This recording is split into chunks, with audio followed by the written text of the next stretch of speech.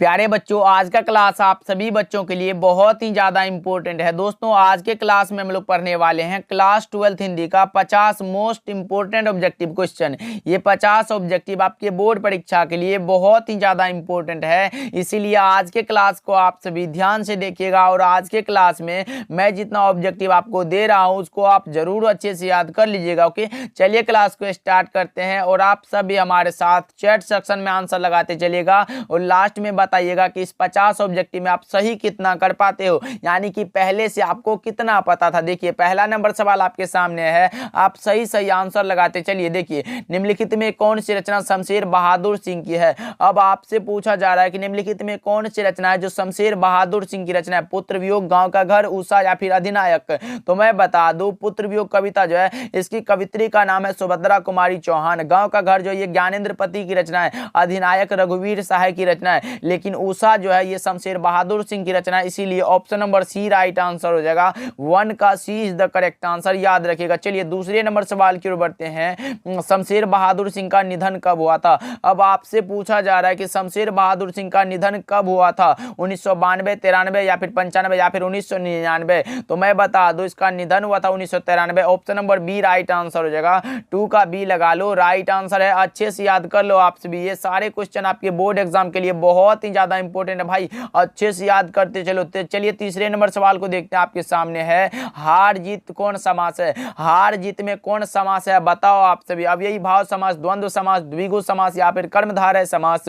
तो हार जीत में जो है अब द्वंद्व समास हो जाएगा। ऑप्शन बी राइट आंसर हो जाएगा, क्योंकि इसमें बीच में चिन्ह लगाए, याद रखिएगा। चलिए फोर्थ नंबर सवाल की ओर बढ़ते हैं। सुखमय जीवन कहानी का प्रकाशन वर्ष है। सुखमय जीवन आपको पता होना चाहिए कि किसकी रचना है, तो यह है चंद्रधर शर्मा गुलेरी की रचना। चंद्रधर शर्मा गुलेरी ने कुल 3 कहानियां लिखी थी, सुखमय जीवन, बुद्धू का कांटा और उसने कहा था। कितना हुआ, तो 3, जो कि सुखमय जीवन का प्रकाशन वर्ष है 1911। उसने कहा था कहानी का जो प्रकाशन वर्ष है वो है 1915, याद रखिएगा। ओके, चलिए 5वां नंबर सवाल को देखते हैं, आपके सामने है चांद का मुंह टेढ़ा है कविता संग्रह के लेखक कौन है। चांद का मुंह टेढ़ा है कविता संग्रह के लेखक का नाम है गजानन माधव मुक्तिबोध। कौन सा, ऑप्शन नंबर बी हमारा राइट आंसर हो जाएगा। 5 का B is the correct answer, याद रखिएगा। चलिए 6 नंबर सवाल की ओर बढ़ते हैं, आपके सामने मुक्तिबोध का निधन कब हुआ था। मुक्तिबोध का जो निधन हुआ था वो हुआ था 11 सितंबर 1964 को, यानी कि ऑप्शन नंबर बी हमारा सही जवाब है। ओके, याद रखिएगा, ये सारे क्वेश्चन आपके बोर्ड एग्जाम के लिए काफी ज्यादा इंपॉर्टेंट है। 7 नंबर सवाल की ओर बढ़ते हैं, आपके सामने है निम्नलिखित में कौन सी रचना रामधारी सिंह दिनकर की है। निम्नलिखित में कौन सी रचना है जो राष्ट्र कवि दिनकर की रचना। भाई सुखमय जीवन जो है ये चंद्रधर शर्मा गुलेरी की रचना है। दमयंती स्वयंवर बालकृष्ण भट्ट की रचना है। उर्वशी जो है ये रामधारी सिंह दिनकर की रचना। Option number C right answer हो जाएगा। पुरानी हिंदी ये चंद्रधर शर्मा गुलेरी की ही रचना है। चलिए 8 नंबर सवाल को देखते हैं, लेनिन की मृत्यु कब हुई थी। लेनिन की मृत्यु भाई 1924 में हुई थी और जयप्रकाश नारायण मार्क्सवादी भी 1924 में बने थे, इसको भी याद रखना। ओके, चलिए 9 नंबर सवाल की ओर बढ़ते हैं, आपके सामने आ चुका है जयप्रकाश नारायण को भारत की जनता किस नाम से याद करती है। लोकनायक जयप्रकाश नारायण भाई, लोकनायक। ऑप्शन सी राइट आंसर हो जाएगा, याद रखिए। ओके, चलिए नेक्स्ट सवाल की ओर बढ़ते हैं। 10 नंबर सवाल आपके सामने है, हजारा सिंह किस कहानी का पात्र है। हजारा सिंह जो है वो किस कहानी का पात्र है, तो उसने कहा था कहानी का पात्र है Hazara Singh. Option B right answer हो जाएगा, जिसके लेखक का नाम है गुलेरी जी, यानी कि चंद्रधर शर्मा गुलेरी, याद रखिएगा। ओके, चलिए 11 नंबर सवाल को देखते हैं, आपके सामने आ चुका है, कविता के नए प्रतिमान के रचयिता निम्न में से कौन है। कविता के नए प्रतिमान भाई नामवर सिंह की रचना है, जिसको साहित्य अकादमी का पुरस्कार कब दिया गया था, तो 1971 ईस्वी में, याद रखिएगा। किस रचना पर, तो कविता के नए प्रतिमान रचना पर साहित्य अकादमी का पुरस्कार दिया गया था नामवर सिंह को 1971 ईस्वी में, याद रखिएगा। चलिए 12 नंबर सवाल को देखते हैं, जिस पुरुष में नारीत्व नहीं अपूर्ण है, यह उक्ति की शीर्षक पाठ से है। जिस पुरुष में नारीत्व नहीं, पुरुष और नारी की चर्चा किस चैप्टर में है, तो अर्धनारीश्वर में, जो कि ऑप्शन नंबर ए में दिया गया है, जो कि रामधारी सिंह दिनकर जी की रचना है, याद रखिएगा। चलिए 13 नंबर सवाल की ओर बढ़ते हैं, आपके सामने है छात्रों के लिए रहने का स्थान। क्या छात्रों के रहने का स्थान के लिए एक शब्द क्या होगा, तो यह हो जाएगा छात्रावास। ऑप्शन ए करेक्ट आंसर होगा। धर्मशाला, कोचिंग संस्थान, महाविद्यालय नहीं होगा, याद रखिएगा। चलिए 14 नंबर सवाल देखिए, भला बुरा शब्द कौन समास है। भला बुरा शब्द में जो समास है वो हो जाएगा कौन सा भाई, तो द्वंद्व समास।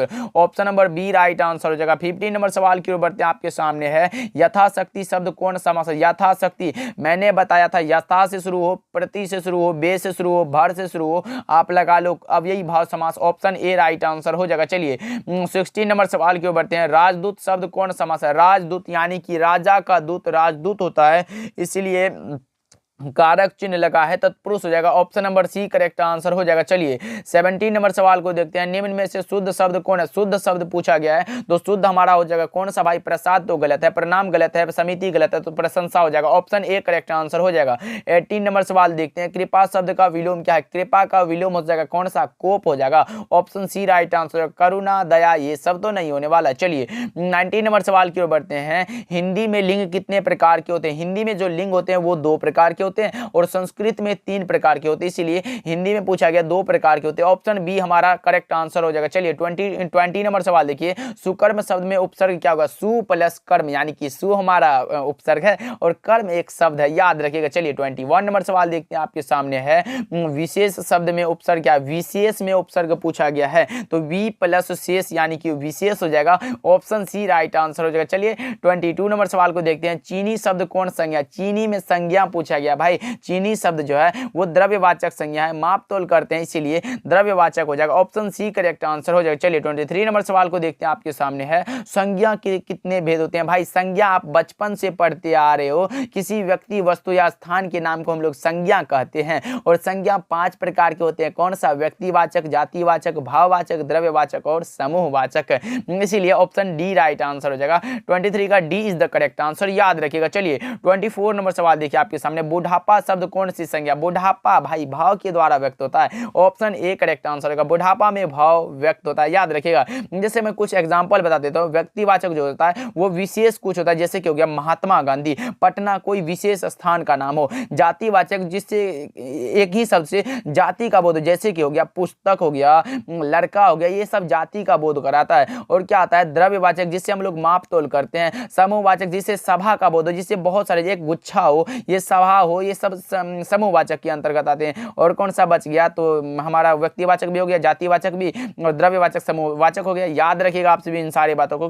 चलिए 25 नंबर सवाल देखते हैं, आपके सामने आ चुका है। माता पिता शब्द कौन समास है? माता पिता बीच में लाठी लगल है, द्वंद्व समास। Option number A correct answer होगा। 25 का ए इज द करेक्ट आंसर, याद रखिएगा। चलिए 26 नंबर सवाल देखिए। हेनरी लोपेज का जन्म कब हुआ था? हेनरी लोपेज का जो जन्म हुआ था वो हुआ था 1937 ईस्वी में, यानी कि 26 का हमारा option number A correct answer हो जाएगा। 27 नंबर सवाल को देखते हैं, आपके सामने है।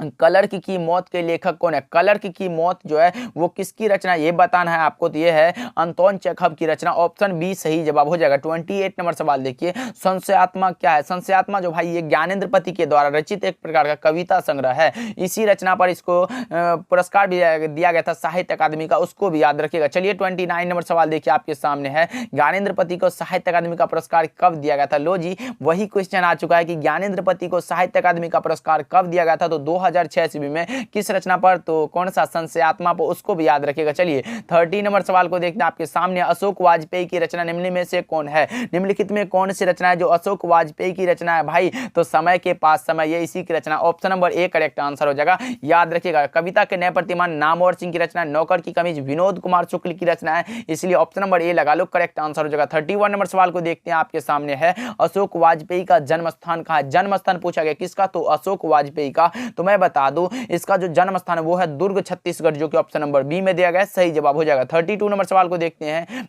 नौकर की कमीज उपन्यास के लेखक कौन है? नौकर की कमीज जो उपन्यास है उसके लेखक का नाम क्या है? तो क्या? तो Vinod Kumar Shukla, option number A correct answer हो जाएगा। चलिए 33 नंबर सवाल को देखते हैं, आपके सामने आ चुका है। The first and last freedom किसकी कृति है? The first and last freedom जो रचना है वो है जे कृष्णमूर्ति, यानी कि जिद्दू कृष्णमूर्ति की। ऑप्शन नंबर सी हमारा सही जवाब हो जाएगा, याद रखिएगा। 34 नंबर सवाल देखते हैं। त्रिच कहानी की केंद्रीय घटना का संबंध किससे है? तो लेखक के पिताजी से। कहा? लेखक के पिताजी यानी कि कहानीकार के पिताजी से। Option number C right answer हो जाएगा। 35 नंबर सवाल देखते हैं, आपके सामने आ चुका है। त्रिच कहानी किस प्रकार की रचना? त्रिच कहानी जो है ये जादुई यथार्थवादी कहानी है, यानी कि ऑप्शन नंबर डी लगा लोगे तो हमारा बिल्कुल सही जवाब हो जाएगा। और अच्छे से याद भी कर लो, ये क्वेश्चन मॉडल पेपर में आया हुआ क्वेश्चन है, याद रखिएगा। 36 नंबर सवाल देखते हैं, आपके सामने है। जूठन पाठ में स्कूल के हेडमास्टर का क्या नाम था? जूठन पाठ में जिसके लेखक का का नाम है ओम प्रकाश वाल्मीकि और स्कूल के हेडमास्टर का नाम था कलीराम। ऑप्शन नंबर बी सही जवाब हो जाएगा। 37 नंबर सवाल की ओर बढ़ते हैं, आपके सामने है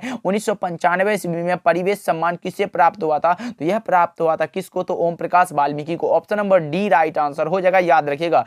38 नंबर सवाल देखिए, आलोचना त्रैमासिक के प्रधान संपादक कौन थे? आलोचना त्रैमासिक के प्रधान संपादक का नाम था Namvar Singh. Option number C right answer हो जाएगा। चलिए 39 नंबर सवाल की ओर बढ़ते हैं, आपके सामने है हिंदी साहित्य का समन्वयवादी कवि किसे माना जाता है? हिंदी साहित्य का जो समन्वयवादी कवि माना जाता है वो माना जाता है तुलसीदास को। हिंदी साहित्य का सूर्य माना जाता है सूरदास को, याद रखिएगा। और कवियों का कवि माना जाता है शमशेर बहादुर सिंह को। और जो है प्रेम के पीर माने जाते हैं मलिक मोहम्मद जैसी, इसको भी याद रखना भाई। ये सारे के सारे ऑब्जेक्टिव आपके बोर्ड एग्जाम में आते हैं, याद रखिएगा। चलिए 40 नंबर सवाल को देखते हैं। बालकृष्ण भट्ट ने लाला श्रीनिवास दास के संयोगिता स्वयंवर की कठोर आलोचना कब की थी? तो 1886 ईस्वी में। नया क्वेश्चन लग रहा होगा आपको, इसीलिए अच्छे से याद कर लो। Option number B right answer हो जाएगा, याद रखिएगा। अगर आप लाइन बाय लाइन पढ़े होगे तो आपको बहुत आसान लग रहा होगा ये सारे क्वेश्चन। चलिए 41 नंबर सवाल को देखते हैं, आपके सामने है भारतवर्ष के लेखक कौन है? भारतवर्ष भाई जिसके लेखक का नाम है Chandradhar Sharma Guleri. Option number B right answer हो जाएगा। 42 नंबर सवाल को देखते हैं, जयप्रकाश नारायण को भारत रत्न की उपाधि कब दी गई थी? जयप्रकाश नारायण को भारत रत्न की उपाधि दी गई थी कब? तो 1900 कब भाई? Option number A correct answer, sorry Bharat Ratna 1998 में दी गई थी। Option number D correct answer हो जाएगा। और जयप्रकाश नारायण को 1965 ईस्वी में मैग्सेसे सम्मान दिया गया था, इसको भी याद रखिएगा। ओके, चलिए 43 नंबर सवाल देखते हैं, आपके सामने है राष्ट्र कवि के रूप में जाने जाते हैं, राष्ट्र कवि के रूप में जाने जाते हैं कौन? तो रामधारी सिंह दिनकर। और लोक नायक के रूप में जाने जाते हैं जयप्रकाश नारायण, याद रखिएगा। ओके, चलिए नेक्स्ट सवाल की ओर बढ़ते हैं। 44 नंबर सवाल है, उत्तर प्रियदर्शी नाटक के नाटककार कौन है? भाई अज्ञे के नाटक है, जो कि ऑप्शन नंबर ए में दिया गया। सच्चिदानंद हीरानंद वात्स्यायन अज्ञे की रचना का नाम है, याद रखिएगा। 45 नंबर सवाल आपके सामने आ चुका है, सुभद्रा कुमारी चौहान का प्रतिनिधि कविता संग्रह कौन है? सुभद्रा कुमारी चौहान भाई पुत्र वियोग कविता की कवित्री का नाम है सुभद्रा कुमारी चौहान और इसका प्रतिनिधि कविता का नाम है Mukul. Option number B right answer हो जाएगा। 46 नंबर सवाल देखते हैं, जयशंकर प्रसाद की सफलतम नाट्य कृति कौन सी है? जयशंकर प्रसाद की सफलतम नाट्य कृति जो है वो है ध्रुव स्वामिनी। ऑप्शन नंबर सी सही जवाब है, अच्छे से याद कर लो। चलिए 47 नंबर सवाल को देखते हैं, आपके सामने है अष्टयाम लेखक के लेखक कौन है? अष्टयाम जो रचना है उसके लेखक का नाम पूछा गया, तो ये नाभा दास की रचना। किसकी? नाभा दास की रचना है, इसीलिए ऑप्शन नंबर ए बिल्कुल ही सही जवाब हो जाएगा, याद रखिएगा। ओके, चलिए 48 नंबर सवाल देखते हैं, तुलसीदास का निधन कब हुआ था? तुलसीदास का मृत्यु पूछा गया है, तो यह हुआ था 1623 में और जन्म हुआ था 1543 में, याद रखिएगा भाई। दोनों क्वेश्चन बहुत ही ज्यादा इंपॉर्टेंट बनता है आपके बोर्ड एग्जाम के लिए। चलिए 49 नंबर सवाल देखते हैं, पद्मावती के लेखक कौन है? अब आप लगा रहे हो कौन सा? जयसी, जो कि गलत जवाब है। पद्मावत के लेखक का नाम है जयसी और पद्मावती जो रचना है वो है बालकृष्ण भट्ट की। Option number B right answer हो जाएगा, अच्छे से याद कर लो आप सभी। पद्मावत के लेखक का नाम है जयसी और पद्मावती जो है ये है बालकृष्ण भट्ट की रचना, याद रखिएगा। चलिए 50 नंबर सवाल को देखते हैं, आपके सामने है और आज के क्लास का लास्ट सवाल है, लगाते चलो सही आंसर क्या होगा।